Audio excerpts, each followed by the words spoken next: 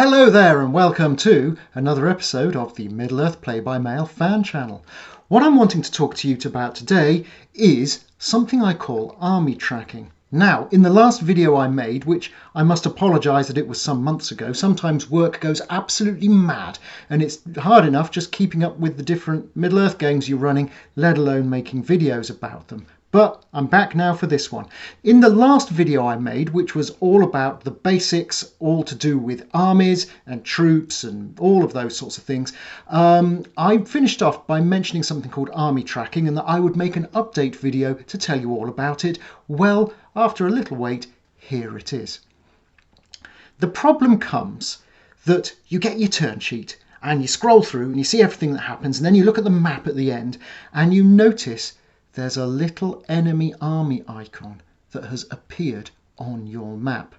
And that's a problem because you don't actually know what that icon represents.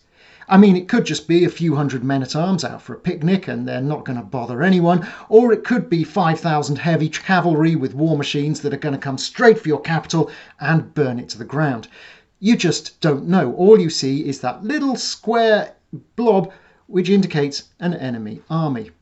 So how do you get around this problem? Well, if you're playing in one of the well-known variants of the game where there are fixed starting positions, particularly 1650 or 2950, then you at least know what the starting positions and starting composition of all the armies in the game are. They're well documented. You can find them on the Middle-earth Play-by-Mail wiki, for example.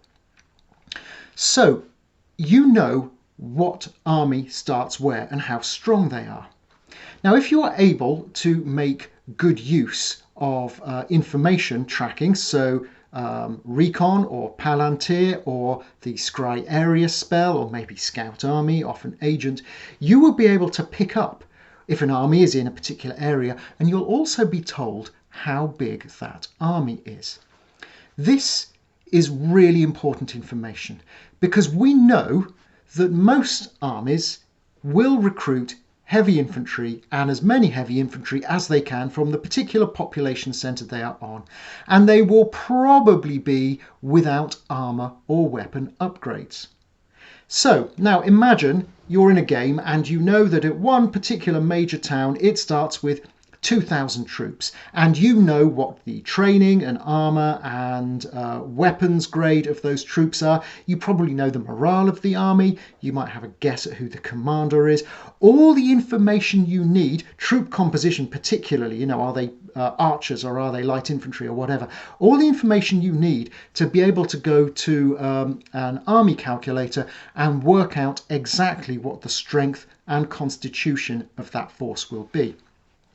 So let's say you've gone and scried in an area right next to a major town that starts with 2,000 troops on it, and you find there is a force there with 2,400 troops the next turn. You can be pretty sure that you've basically got that initial 2,000 troops whose strength and constitution you can calculate, plus an extra 400 heavy infantry, probably wooden weapons and no army. So you can add those in and you can calculate their strength and constitution as well. Now, army tracking is all about making sure you're keeping scrying and doing recons and using palantir in a particular area to try and keep track of all of those starting armies and all of those starting pop centres, to just find out what the sizes of the armies are as they move through turn by turn. And as a result, you've got a pretty good guess of what their strength is and what they can actually do. So you'll need to keep all of this information down on a spreadsheet. I will normally break it down nation by nation, and then I'll list where the particular armies are, name of the commander if we've picked that up, and then the size of the armies, and I will list out exactly what the composition is from the assumed starting position plus any heavy infantry that's been added in. And I've done this in some games and followed it through over 6 or 7 turns. It can be a bit of an administrative nightmare sometimes, but it is worth the effort. And so you can just keep a track of where the different forces are and how strong they are. Occasionally you'll have something where a force will be broken off and will move out.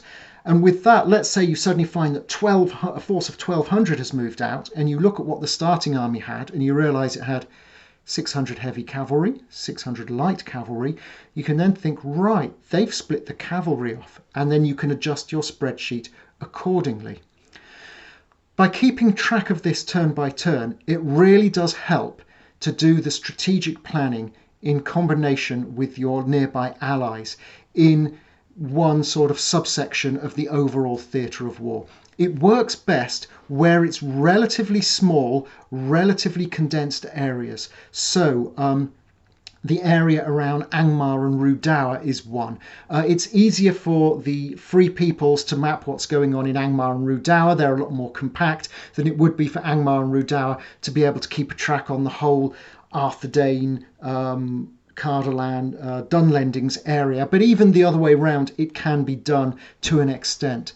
It's very good around Ithilien, Minas Tirith, the Ithil Pass, and everything that's coming together from North and South Gondor in one direction and forces within Mordor in the other. It also can be useful for the whole area south of the Harnan, for Harad and others.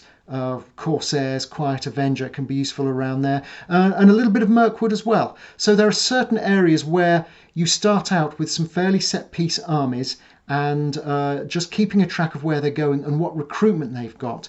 So when you see that little army icon there, you've got an idea when it says there are 1,200 troops that that's what's going on. Now, you do need to make sure you're committing Palantir, Recon, Scout Army, Scry area to keeping track of things. So it does take that commitment of turn orders for doing that. But you know, if you've got a mage, what else are they going to be doing apart from training up? If they're a sort of mid-level mage, get them Scry area, get looking.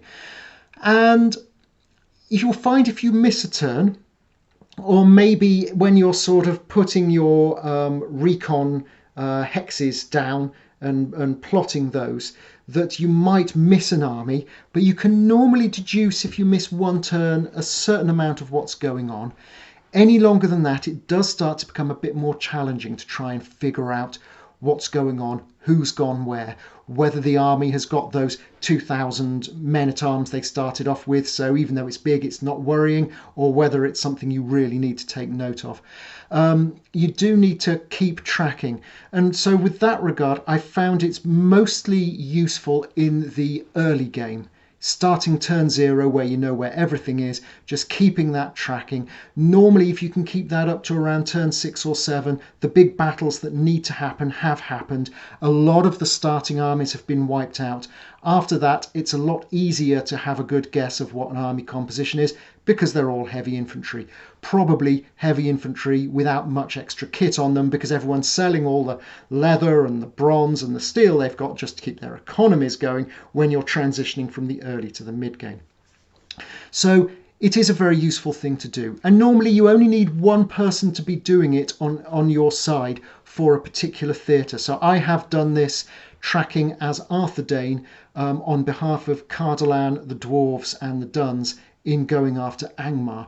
And yeah, we had a great time. We reached a point even sort of turn 6, turn 7 where we could say exactly what the strength and constitution of every army in that theatre was.